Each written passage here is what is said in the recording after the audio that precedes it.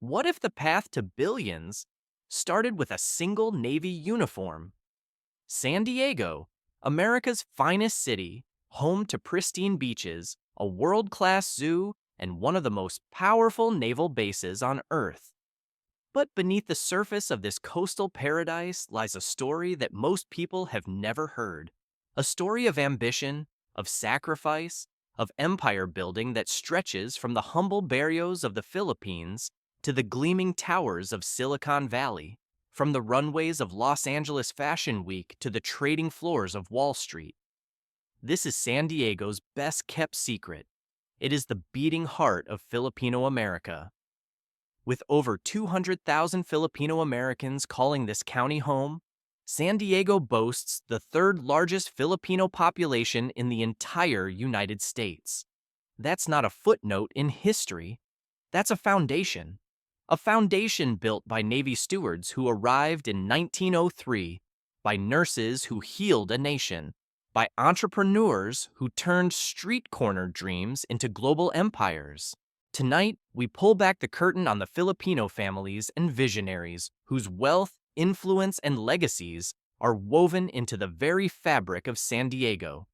From tech billionaires whose scholarships fund San Diego students, to fashion moguls whose gowns graced La Jolla weddings, to coffee entrepreneurs who turned a Carmel Mountain garage into an international sensation. These are not distant tycoons. These are your neighbors, your community, your story. This is the richest Filipino family in San Diego. Let's begin.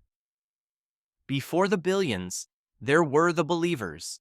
In the heart of National City, where California State Route 54 cuts through neighborhoods that have been Filipino strongholds for over a century, two families have quietly built empires that celebrities travel across state lines to experience.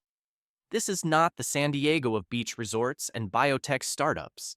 This is the San Diego that Filipino Navy stewards built with their bare hands, starting in 1903 when the first Filipino enlisted and set sail for America's finest city. Gabriel Wisco has managed Manila Sunset Restaurant for 3 decades, 30 years. That is longer than most Fortune 500 CEOs last in their corner offices.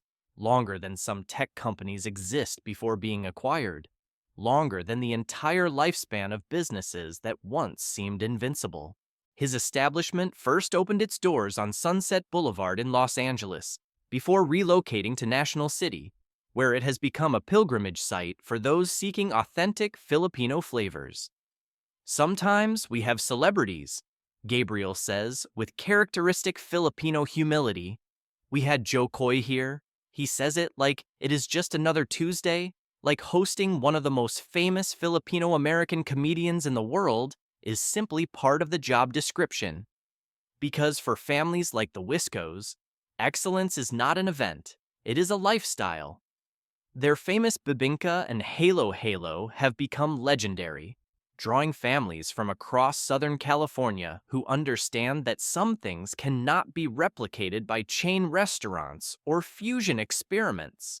The woman who runs the front of house has worked there for 12 years.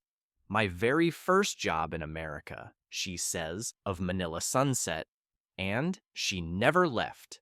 In a country obsessed with disruption and pivoting and moving fast, there is something revolutionary about staying put, about mastering one craft, about serving the same community year after year until you become as essential as the streets themselves.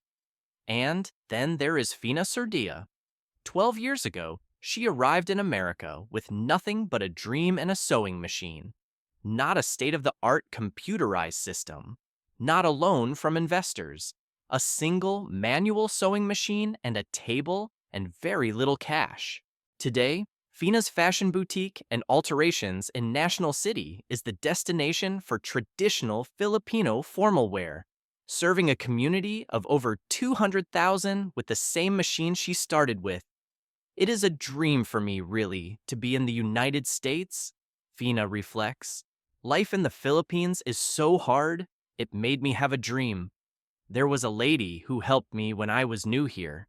when I did not have anything. That help became the foundation of an enterprise that has survived recessions and pandemics and every challenge the economy could throw at a small business owner. We are able to survive because of dedication, she says. I cannot live without sewing. This is not a business strategy. This is a calling. These are not billionaires by any traditional measure, but they are the foundation upon which Filipino San Diego was built. Proof that the Filipino American dream does not require a corner office. Sometimes, it just requires a corner store and the courage to believe that hard work still means something. Speaking of belief, not far away stands a different kind of empire, one built not by immigrants, but by sisters who dreamed of global expansion. In 1966, two sisters in the Philippines had a radical idea. What if Filipino desserts could conquer the world? What if the flavors of home could travel across oceans and still taste like love? Nearly 60 years later, Goldilocks Bake Shop has answered that question with a resounding yes.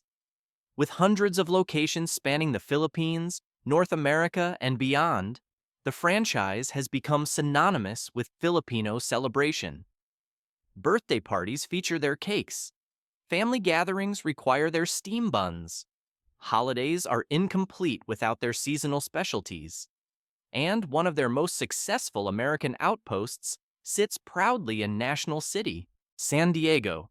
Store manager Imelda Tan embodies the Goldilocks story. She worked for the company in the Philippines before immigrating to America, chasing the same dream that has motivated Filipino migrants for generations. It is a better opportunity, she explains. It is my dream since I was really young. 20 years later, Imelda still serves the mooncakes and oob-flavored delicacies that transport San Diego's Filipino community back to the tastes of their homeland. The food, she says, never gets old. Goldilocks represents something larger than pastries and presentation boxes.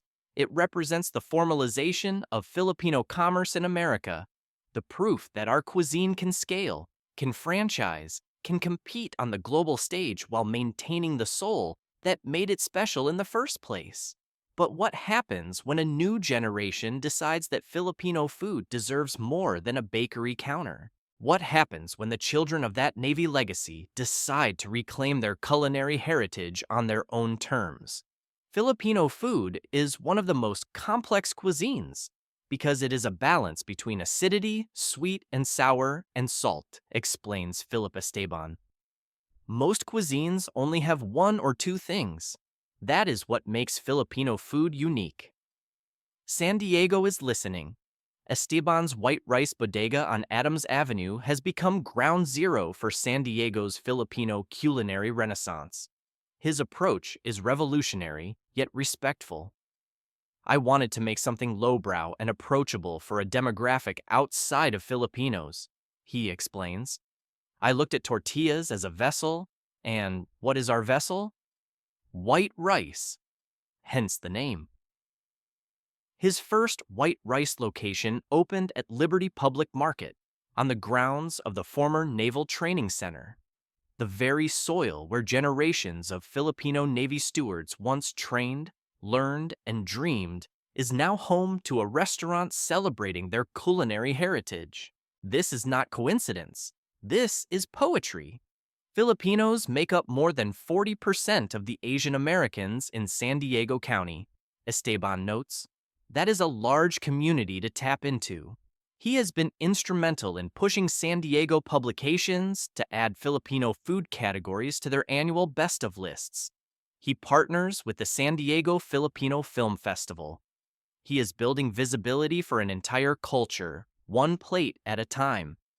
These are the foundation builders, the dreamers who proved that Filipino excellence does not require a billion-dollar valuation to change the world. But as we climb higher on this countdown, the stakes multiply, the fortunes expand, and the San Diego connections become far more surprising than anyone might expect. Nicole Ponseca grew up a military brat in San Diego. Her parents emigrated from the Philippines, and her father became a cook in the Navy, the same Navy that brought the first Filipinos to San Diego in 1903, the same Navy that shaped this city's Filipino identity for over a century, the same Navy that transformed National City and Chula Vista into the Filipino heartland of Southern California. When he would come back from deployment, I would glue myself to him, Ponseca recalls. Often, we would cook together. Not just 3 meals a day, but elaborate snacks, too. She remembers indulging in a steak sandwich with bacon and horseradish mayonnaise on a baguette, having that at 3 in the afternoon most days. These were not survival meals. These were expressions of love, father and daughter communicating through flavor in the precious windows between deployments. Those San Diego kitchen sessions would change the course of Filipino-American cuisine forever. But first came the shame. Like most Filipinos, her father would eat with his hands, bringing a bowl just below his chin to scoop up rice with his cupped fingers. When her American friends would come over, young Nicole would beg him to order pizza or fried chicken, anything that made sense to be eaten by hand. She hated the idea that her friends would think she was different. The way to process that was to cover it up, shame, dismiss it, disassociate, she reflects now. I would think, are white people going to like it? It was little microaggressions against myself. This is the hidden cost of assimilation, the quiet violence that immigrant children inflict upon their own heritage in the desperate pursuit of belonging. After receiving a business management degree from the University of San Francisco, Ponseca moved to New York with $75 in her pocket, living at first in a room in a Harlem convent with the nuns. She had dreamed of working on Madison Avenue. Instead, she became famous for running 2 of the most acclaimed Filipino restaurants in New York City, writing a best-selling cookbook, and attempting to make Filipino food as popular as any other cuisine in America. Her restaurants became temples of the very traditions she once asked her father to hide. The Kamayan dinners she now hosts around America are served family-style on banana leaves, no silverware, everyone eating with their hands, just like her father once did in their San Diego home, before his daughter learned to be embarrassed, before she understood that what she was rejecting was actually her greatest inheritance. I know there is something out there for me to capsize, she says today, as a woman, an entrepreneur, and a person of color. The shame has transformed into mission. The San Diego military brat has become a general in the war for Filipino culinary recognition. But Ponseca is not the only San Diegan who turned childhood into empire, not the only dreamer who looked at Filipino heritage and saw not limitation, but opportunity. In 2009, 2 best friends named Beverly Magtanong and Jelen Malone traveled to the Philippines on a charity trip to build homes for impoverished communities with the nonprofit Gawad Kalinga. They came back transformed.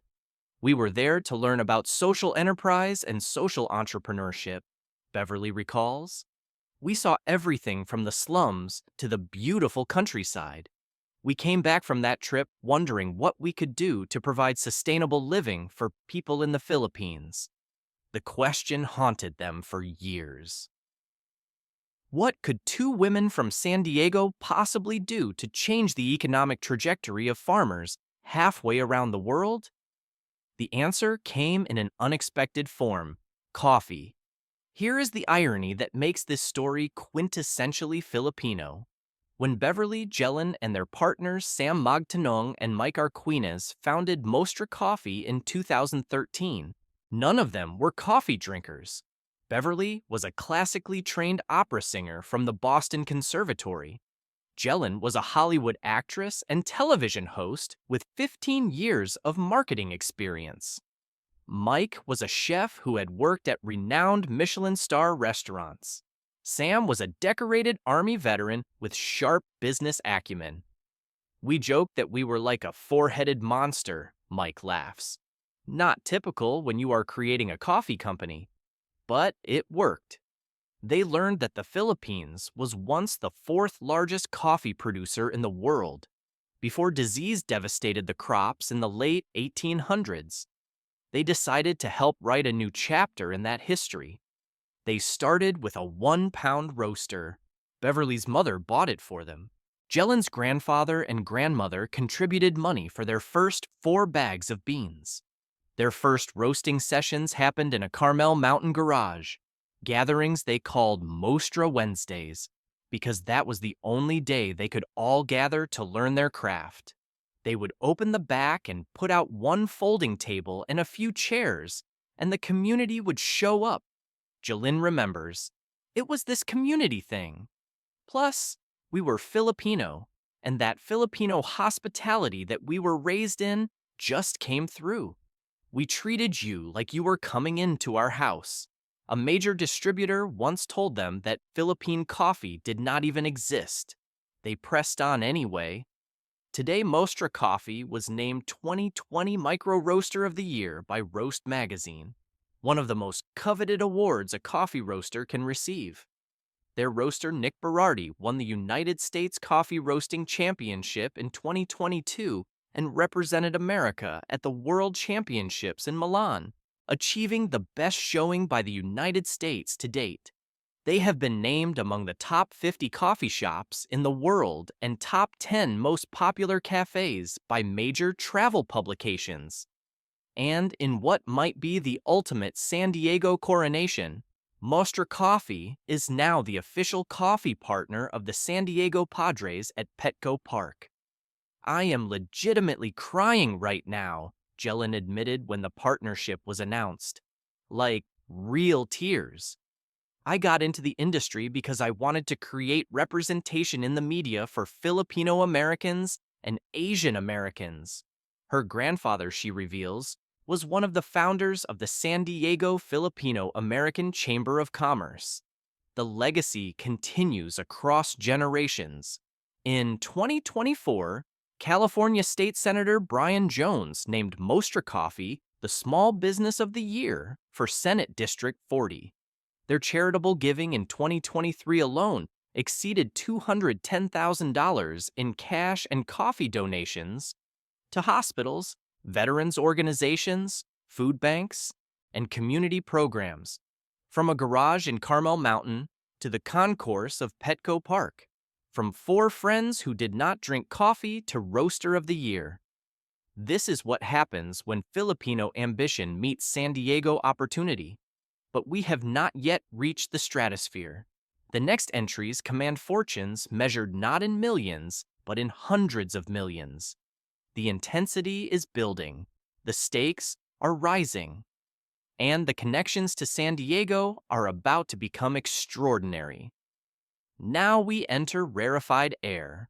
Loida Nicholas Lewis was born in Sorsogon City, Philippines in 1942, the daughter of Francisco Nicolas and Magdalena Manalac. Her father had started Nickfer Enterprise in 1937, which became famous as a furniture manufacturer in the 1960s. She was raised in a family of entrepreneurs, the middle of 5 children in a devout Catholic household. From a young age, she was taught that ambition is not for self-glorification, but for service. That lesson would shape the course of her extraordinary life.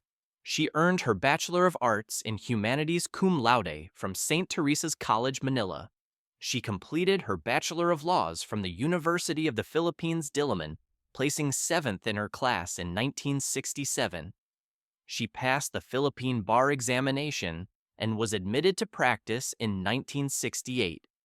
Her father, who had not finished his own law studies at UP, sent her on a round-the-world trip as a graduation gift. She stopped in New York City, where her sister Imelda was pursuing her Master of Arts at Columbia University. Then destiny intervened. On a blind date, she met Reginald F. Lewis, an African-American Harvard Law School graduate working at one of America's prestigious law firms. He was more intense, more dominant, a triple-A type personality, and more ambitious than her, she would later recall. she had found her match. 7 months later, she married Reginald in Manila, giving up her family, friends, and dreams of entering politics in her home country. In 1974, Loida became the first Asian woman to pass the New York State bar examination without attending law school in the United States. She worked for families in Spanish Harlem before the birth of their eldest daughter, Leslie.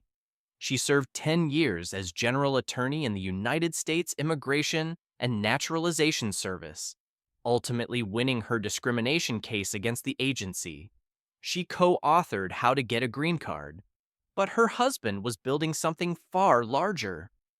In December 1987, Reginald F. Lewis engineered a $985 million leveraged buyout of Beatrice International Foods, creating the largest African-American-owned company in the United States at the time. The multinational food company operated 64 businesses across 31 countries, primarily in Europe, with annual revenues surpassing $1 billion. The family relocated to Paris to oversee the company's European headquarters. When Reginald died of brain cancer on January 4, 1993, at age 50, Loida did not retreat into grief. After a year of mourning, she stepped into the arena.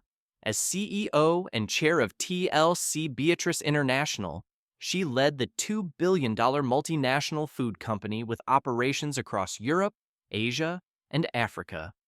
Her first move was characteristically humble. She sold the company jet and limousines and moved her office from its top-floor luxury suite in Manhattan to more modest quarters. Today, Loida Nicholas Lewis chairs the Reginald Lewis Foundation, which has distributed approximately $30 million in grants since its inception. The foundation supports education, social justice, children's programs, and the arts, with an emphasis on empowering African American communities. Notable contributions include a $3 million donation to Harvard Law School, the largest single grant the institution had received at that time, which established the Reginald F. Lewis International Law Center, the first major facility at Harvard named for an African American.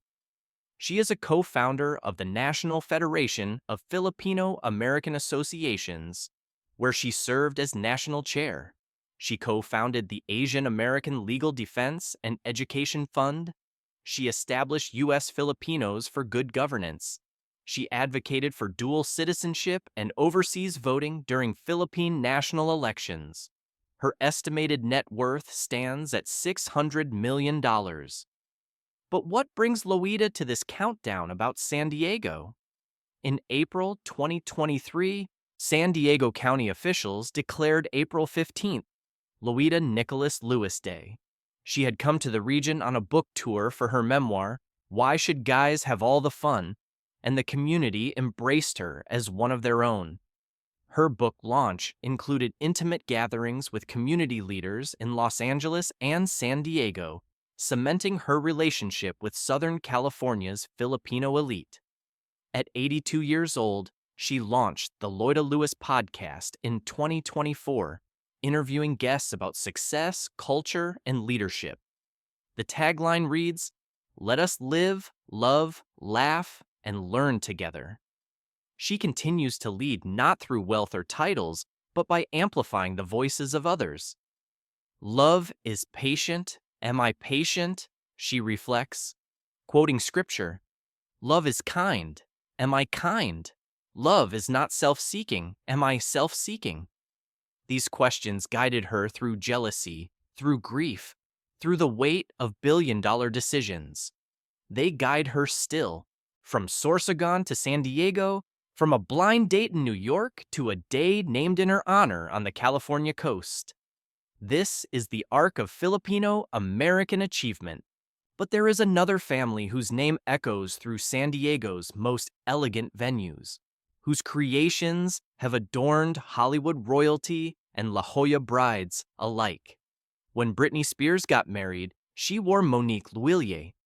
When Reese Witherspoon walked down the aisle in March 2011, she wore Monique Lhuillier. When brides across San Diego dream of their perfect wedding day, countless of them discover the same name. Monique L'Huillier was born on September 15, 1971, in Cebu City, Philippines. Her father, Michel J. L'Huillier, is a French-born Filipino businessman and founder of M. L'Huillier, the largest non-bank financial services company in the Philippines, with over 3,000 branches nationwide. Her mother, Amparito Llamas, is a Filipina society figure and former model. She grew up surrounded by elegance, studying at St. Teresa's College before attending the Chateau Montchoisy, finishing school in Lausanne, Switzerland. After meeting her husband, Tom Bugby, Monique began planning her wedding, which became her first foray into the bridal market. She could not find any modern dresses. She did not like the excess of lace, so she used her fashion degree to create dresses for her relatives and bridal party. After the wedding, business cards were left for her. A calling had announced itself. She moved to Los Angeles to study at the Fashion Institute of Design and Merchandising. She launched her eponymous brand in 1996. She opened her first retail store in 2001. In 2003, she was invited to become a member of the Council of Fashion Designers of America. In 2004, she drew wide notice for her wedding dresses for Britney Spears and Emmy Awards dresses for celebrities including Jamie Lynn Descala and Allison Janney. Her client list reads like a Hollywood registry: Blake Lively, Gwyneth Paltrow, Taylor Swift, Michelle Obama, Jennifer Lopez, Katy Perry, and fellow Filipina icon Lea Salonga. In 2006, Monique received the Presidential Medal of Merit from Philippine President Gloria Macapagal Arroyo. In 2021, she was featured on a Philippine postage stamp in the Living Legends collection, alongside Diosdado Banatao, Lea Salonga, Kenneth Cobonpue, and other world-renowned Filipinos. Her collections now span ready-to-wear, evening gowns, bridal, bridesmaids, linens, tableware, fine paper, and home fragrances. She has collaborated with Pottery Barn Kids, and Pottery Barn Teen. The girl from Cebu has built a lifestyle empire, and San Diego, multiple bridal salons across the region carry Monique L'Huillier collections. Her mauve gown was recently featured in a stunning beachside wedding at L'Auberge del Mar, a luxury resort overlooking the Pacific Ocean in one of Southern California's most picturesque coastal villages. When San Diego brides dream of walking down the aisle in designer elegance, the name they whisper is often L'Huillier. The L'Huillier family empire in the Philippines spans pawn shops, money remittance, real estate development, bottled water, wine distribution, and the largest zoological park in the country. Her personal net worth is estimated between $12 and $20 million. The combined family holdings reach into the hundreds of millions, from Cebu to couture, from finishing school to fashion empire, from Filipino heritage to Hollywood red carpets. Monique L'Huillier has proven that Filipino elegance belongs on the world stage. But we have not yet reached the summit. The final entries command fortunes measured in billions. The technology that powers the device you are using to experience this documentary was shaped by Filipino genius, and that genius has a direct connection to San Diego's future. The summit approaches, the air thins. The fortunes we now encounter reshape industries and redefine what Filipino Americans can achieve. Sheila Lirio Marcelo was born in the Philippines to parents who were both entrepreneurs. In 1977, her family made the move to Houston in the United States. As she entered college with the pressure of her parents looming over her, she applied to Harvard Law School. But she courageously deferred her acceptance and took a litigation consulting job instead. It was there that she realized her real calling was in business. In 1995, she pursued a joint JD and MBA degree and was accepted into Harvard Business School. Throughout her time at Harvard, she worked with companies like Monitor, Upramis, theladders.com, and Matrix Partners. She was learning, she was preparing, she was waiting for the problem worthy of her talents. Then came the moment of clarity that changes everything. Struggling to find care for her children and aging parents simultaneously, Sheila saw a gap in the market that no one had addressed. The American family was fracturing under the weight of modern demands. Parents needed childcare, adult children needed elder care for aging parents, households needed help, and there was no centralized platform to connect families with caregivers. In 2006, she formed a team to help her start Care.com. In May of the following year, they officially launched. The concept was revolutionary in its simplicity. The world's largest online platform for finding and managing family care. Under her leadership, Care.com grew into a publicly traded company, helping millions of families worldwide navigate the most intimate decisions of domestic life. In 2020, Care.com was acquired by IAC for $500 million. Today, Sheila serves as CEO of Proof of Learn and Ohai.ai, continuing to innovate at the intersection of technology and human connection. She is a staunch advocate for female entrepreneurship and serves as a role model for aspiring business leaders across the globe. Her San Diego connection runs through the very fabric of the community. In a city with over 200,000 Filipino Americans, many of whom are employed in healthcare and caregiving professions, Care.com has become essential infrastructure. San Diego families seeking childcare, elder care, pet care, and household assistance turn to the platform she built. Her innovation serves this community every single day. But Sheila Marcelo is not the only Filipino American who saw a gap in the market and built a fortune filling it. Before there was Google Shopping, before comparison engines became standard features of every browser, there was My Simon. In 1998, Filipino-American entrepreneur Michael Yang co-founded My Simon, an innovative comparison shopping platform that was among the earliest of its kind. The timing was prescient. The internet was exploding. E-commerce was transforming from novelty to necessity, and consumers desperately needed a way to navigate the chaos of online retail, to find the best prices without visiting dozens of separate websites. My Simon delivered exactly what the market demanded. The platform grew rapidly, attracting users and investors alike. The company became a case study in identifying consumer need and executing with precision. The exit was extraordinary. My Simon sold to CNET for $700 million. Yang did not disappear into retirement.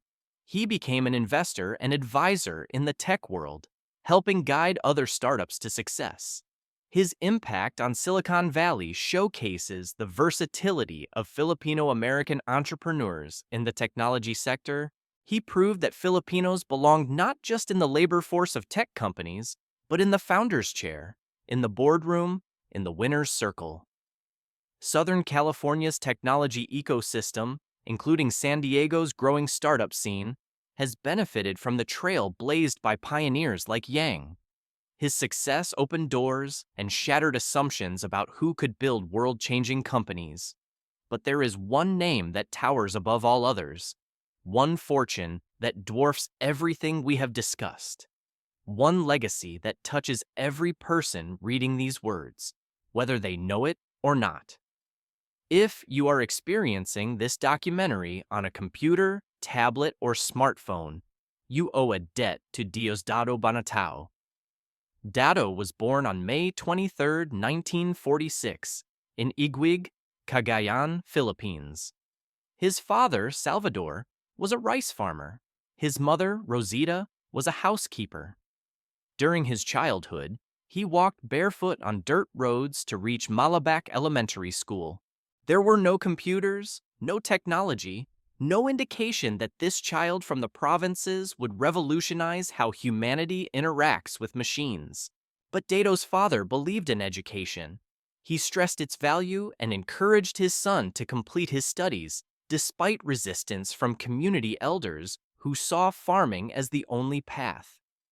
Following that advice, Dado attended and graduated cum laude with an electrical engineering degree from Mapua Institute of Technology in Manila. He joined Philippine Airlines as a trainee pilot. He moved to Boeing as a design engineer working on the 747. He earned his Master of Science in Electrical Engineering and Computer Science at Stanford University, finishing in 1972. And then he joined the Homebrew Computer Club, where he met Steve Jobs and Steve Wozniak. What followed was a career of staggering innovation. In 1981, while working at Seek Technology, Dado developed the first 10 megabit Ethernet CMO with silicon coupler data link control and transceiver chip. He created the first system logic chipset for IBM's PCXT and PCAT. He invented one of the first GUI accelerators for personal computers. The local bus concept that enables your computer to function efficiently was his contribution to humanity. He co-founded Mostron in 1984 with $500,000 in startup capital. He co-founded Chips and Technologies in 1985, developing a 5-chip chipset compatible with IBM's PCAT.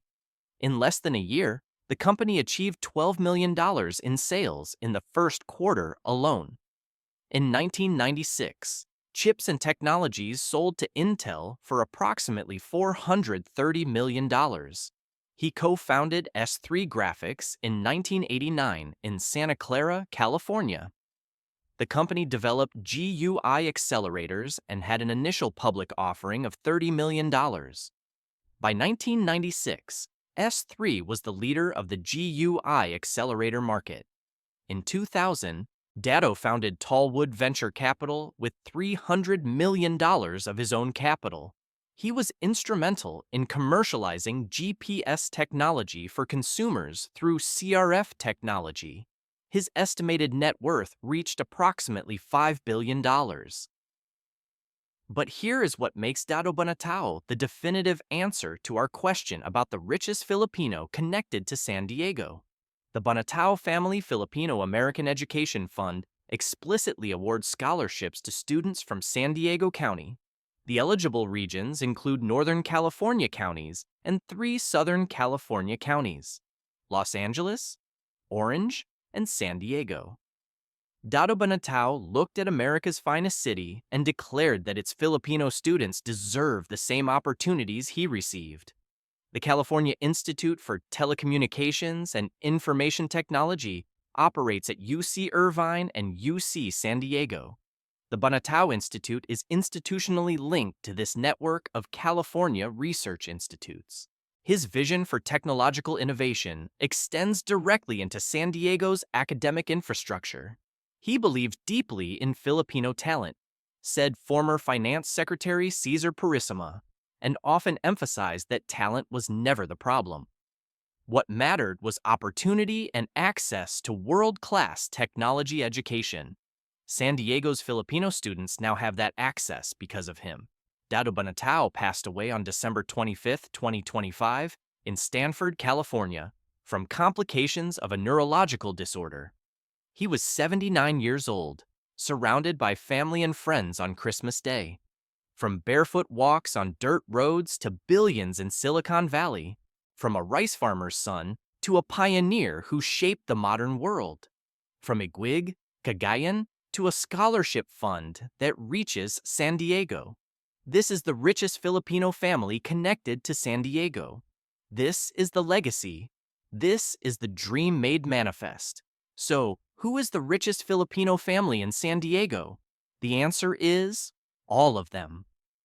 From Fina Sordia and her single sewing machine in National City to Dado Banatao and his billion-dollar technology empire, the story of Filipino wealth in San Diego is not about any single family. It's about a community. It started in 1903 when the first Filipino enlisted in the U.S. Navy and set sail for San Diego. It continued through World War II when Filipino soldiers fought alongside Americans and were later denied their promised benefits by the Rescission Act of 1946.